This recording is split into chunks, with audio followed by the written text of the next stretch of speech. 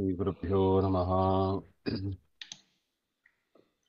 लक्ष्मीपते स्वदाम्भोजयुगं नत्वा गुरोरपि प्रमाणचन्द्रिकां कुर्मो बालानां बोधसिद्धये।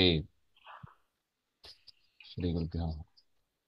तत्रादौ प्रमा ಪ್ರಮಾಣ ಸಾಮಾನ್ಯ ಲಕ್ಷಣ ಮುಚ್ಯತೆ ಯಥಾರ್ಥಂ ಪ್ರಮಾಣಂ ಹಾಗೆ ಅಂತ. ಅಂದ್ರೆ ಹಿಂದೆ ಮೂರು ವಿಚಾರ ಹೇಳಿದರು: ಉದ್ದೇಶ್ಯ, ಲಕ್ಷಣ, ಪರೀಕ್ಷಾ, ಮತ್ತು ಲಕ್ಷ್ಯ, ಅಲಕ್ಷ್ಯ ಇತ್ಯಾದಿಗಳನ್ನೆಲ್ಲ ನಿರೂಪಣೆ ಮಾಡಿದರು. ತದನಂತರ ಪ್ರಮಾಣ ಅಂದರೆ ಏನು, ಪ್ರಮಾಣದಲ್ಲ ಸಾಮಾನ್ಯ ಒಂದು ಲಕ್ಷಣ ಹೇಳ್ತಾರೆ, ಯಥಾರ್ಥಂ ಪ್ರಮಾಣಂ ಹಾಗೆ ಅಂತ. ಅಂದರೆ ಯಥಾರ್ಥಂ ಪ್ರಮಾಣಂ ಅದರ ಅರ್ಥವನ್ನ ಹೇಳ್ತಾ ಇದ್ದಾರೆ ಅವರೇ. ಯಥಾವಸ್ಥಿತ ಜ್ಞೇಯ ವಿಷಯೀಕಾರಿತ್ವಂ ಪ್ರಮಾಣಂ ಇತ್ಯರ್ಥ.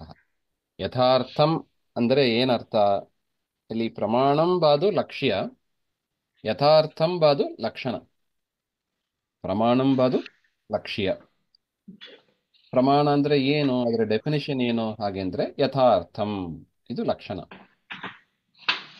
ನಮಗೆ ಯಥಾರ್ಥಂ ಅಂದ್ರೆ ಅರ್ಥ ಆಗೋದಿಲ್ಲ, ಅದಕ್ಕೆ ಅದನ್ನ ತಿಳಿಸಿಕೊಡ್ತಾ ಇದ್ದಾರೆ. ಯಥಾವಸ್ಥಿತ ಜ್ಞೇಯ ವಿಷಯೀಕಾರಿತ್ವಂ ಹಾಗೆ ಅಂತ. ಅಲ್ಲಿ ನೋಡಿ, ಯಥಾರ್ಥಂ ಅಲ್ಲಿ ಎರಡು ಪದ ಇದೆ, ಯಥಾ ಪ್ಲಸ್ ಅರ್ಥಂ. ಯಥಾ ಪ್ಲಸ್ ಅರ್ಥಂ ಸವರ್ಣ ದೀರ್ಘ ಸಂಧಿ ಆಗಿದೆ. ಅಲ್ಲಿ ಯಥಾ ಅಂದ್ರೆ ಏನರ್ಥ? ಯಥಾವಸ್ಥಿತ ಯಥಾವಸ್ಥಿತ ಅಂತ ಅರ್ಥ. ಅಂದ್ರೆ ಒಂದು ಪದಾರ್ಥ ಹೇಗೆ ಇದೆಯೋ ಹಾಗೆ ಅಂತ ಅರ್ಥ. ಯಥಾ ಹೇಗಿದೆಯೋ ಹಾಗೆ. ಅರ್ಥಂ ಹಾಗೆ ಅಂದ್ರೆ ಜ್ಞೇಯ ವಿಷಯೀಕಾರಿತ್ವಂ ಅಂತ ಅರ್ಥ. ಯಥಾವಸ್ಥಿತ ಜ್ಞೇಯ ವಿಷಯೀಕಾರಿತ್ವಂ ಅಂತ. ಸೊ ಯಥಾ ಅಂದ್ರೆ ಯಥಾವಸ್ಥಿತ ಅಂತ ಅರ್ಥ. ಅರ್ಥಂ ಅಂದ್ರೆ ಜ್ಞೇಯ ವಿಷಯೀಕಾರಿತ್ವಂ ಅಂತ ಅರ್ಥ. ಅದನ್ನ ಪ್ರಮಾಣ ಅಂತ ಅರ್ಥ.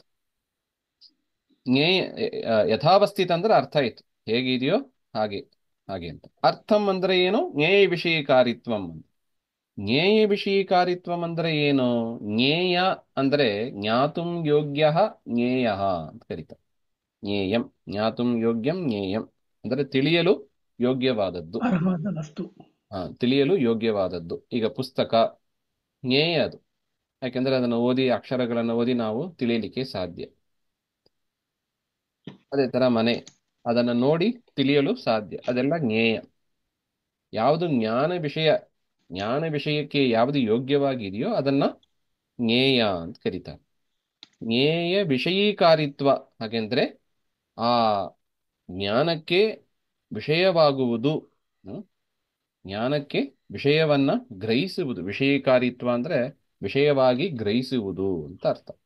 ವಸ್ತು ಹೇಗಿದೆಯೋ ಹಾಗೆ ಅದನ್ನ ಗ್ರಹಿಸುವುದು ಅಂತ ಒಟ್ಟು ಅರ್ಥ ಆಯ್ತು. ವಸ್ತು ಹೇಗಿದೆಯೋ ಅದನ್ನ ಹಾಗೆ ಗ್ರಹಿಸುವುದು ಜ್ಞೇಯ ವಿಷಯೀಕಾರಿತ್ವ ಅಂತ ಅರ್ಥ. ಇದು ಪ್ರಮಾಣದ ಲಕ್ಷಣ. ಯಥಾವಸ್ಥಿತ ಜ್ಞೇಯ ವಿಷಯೀಕಾರಿತ್ವಂ ಪ್ರಮಾಣತ್ವಂ. ಅತ್ರ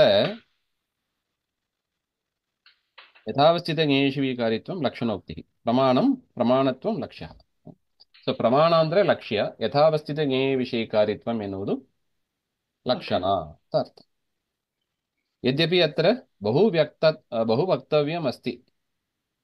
ಈ ವಿಷಯದಲ್ಲಿ ಈ ಯಥಾವಸ್ಥಿತ ಜ್ಞೇಯ ವಿಷಯೀಕಾರಿತ್ವ ಅಂತ ಏನು ಹೇಳಿದ್ದಾರೆ, ಅಲ್ಲಿ ಬಹು ವಕ್ತವ್ಯಂ ಅಸ್ತಿ, ಹೇಳಬೇಕಾದ ವಿಚಾರ ತುಂಬಾ ಇದೆ. ತಥಾಪಿ ಆಗಿದ್ರೂ ಕೂಡ ಅತ್ರ ಈ ಒಂದು ಪ್ರಮಾಣ ಚಂದ್ರಿಕಾ ಗ್ರಂಥದಲ್ಲಿ ಬಾಲಾನಾಂ ಅಧಿಕಾರಾತ್ ಬುದ್ಧಿಮತಾಂ ಪದ್ಧತ್ಯೈವ ಜ್ಞಾತುಂ ಶಕ್ಯತ್ವಾಚ್ಚ ನ ಇಹ ಉಚ್ಯತೆ. ಆ ಇಲ್ಲಿ ಸಣ್ಣವರು, ಸಾಮಾನ್ಯರು ಇಲ್ಲಿ ಪ್ರಮಾಣ ಚಂದ್ರಿಕಾ ಓದ್ತಾ ಇದ್ದೇವೆ. ಸೊ ಅದರಿಂದ ಇದರ ಹೆಚ್ಚು ವಿವರವನ್ನ ಪದ್ಧತಿಯೈವ, ಪ್ರಮಾಣ ಪದ್ಧತಿ ಅಂತ ಏನು ಜಯತೀರ್ಥರು ಮಾಡಿದ್ದಾರೆ ಅದಲ್ಲಿ ಓದಿ ಜ್ಞಾತುಂ ಶಕ್ಯತ್ವಾತ್. ಎರಡು ಕಾರಣ ಕೊಡ್ತಾರೆ ಇಲ್ಲಿ, ಅದ್ರ ಹೆಚ್ಚು ವಿವರಣೆ ಮಾಡ್ಲಿಕ್ಕೆ ಹೋಗಿಲ್ಲ. ಯಾಕೆಂದ್ರೆ ಇಲ್ಲಿ ಈ ಪ್ರಮಾಣ ಚಂದ್ರಿಕಾ ಗ್ರಂಥ ಸಾಮಾನ್ಯರು ಓದೋದು ಅಷ್ಟು ಮಾತ್ರ ಅಲ್ಲ, ಇದರ ವಿವರವನ್ನ ಪ್ರಮಾಣ ಪದ್ಧತಿಯಲ್ಲಿ ಗುರುಗಳು ನಮಗೆ ಜಯತೀರ್ಥರು ನಮಗೆ ತಿಳಿಸಿಕೊಟ್ಟಿದ್ದಾರೆ, ಅಲ್ಲಿ ನೋಡಿ ತಿಳ್ಕೋಬಹುದು. ಪದ್ಧತ್ಯೇವ ಜ್ಞಾತುಂ ಶಕ್ಯತ್ವಾಚ್ಚ ನ ಇಹ ಉಚ್ಯತೆ, ಇಲ್ಲಿ ಅದನ್ನು ಹೇಳಲ್ಪಡುತ್ತಾ ಇಲ್ಲ, ಇದರ ಹೆಚ್ಚು ವಿವರವನ್ನು ನಾವಿಲ್ಲಿ ಮಾಡ್ತಾ ಇಲ್ಲ ಹಾಗೆ ಅಂತ. ಏವಂ ಉತ್ತರತ್ರಾಪಿ ಜ್ಞಾತವ್ಯಂ, ಇನ್ನು ಮುಂದೆ ಕೂಡ ಇದೇ ರೀತಿಯಾಗಿ ತಿಳಿಯಬೇಕು. ಸಂಕ್ಷೇಪವಾಗಿ ಇಲ್ಲಿ ನಿರೂಪಣೆ ಮಾಡ್ತಾ ಇದ್ದಾರೆ. ಹೆಚ್ಚು ವಿವರ ನಾವು ಪ್ರಮಾಣ ಪದ್ಧತಿ ಅಂತ ಪ್ರಮಾಣ ಜಯತೀರ್ಥ ಪದ್ಧತಿಯನ್ನು ತಿಳ್ಕೊಳ್ಳಿ. ಮಾಡಿದ್ದಾರೆ, ಅದನ್ನು ನೋಡಿ ತಿಳ್ಕೋಬೇಕು ಅಂತ ಅದರ ಅಭಿಪ್ರಾಯ. ಇನ್ನು ಇದ್ರ ಮೇಲೆ ದಲಕೃತ್ಯ ಮಾಡ್ತಾ ಇದ್ದಾರೆ. ಯಥಾವಸ್ಥಿತ ಜ್ಞೇಯ ವಿಷಯಕಾರಿತ್ವ, ಅದಕ್ಕೆ ದಲಕೃತ್ಯ ಮಾಡ್ತಾರೆ. ಅದನ್ನ ಮತ್ತೆ ನೋಡೋಣ. ಶ್ರೀಮಧ್ವಾಂತರ್ಗತ ಶ್ರೀಕೃಷ್ಣ ಆತ್ಮ ಶ್ರೀ ಹರೇ.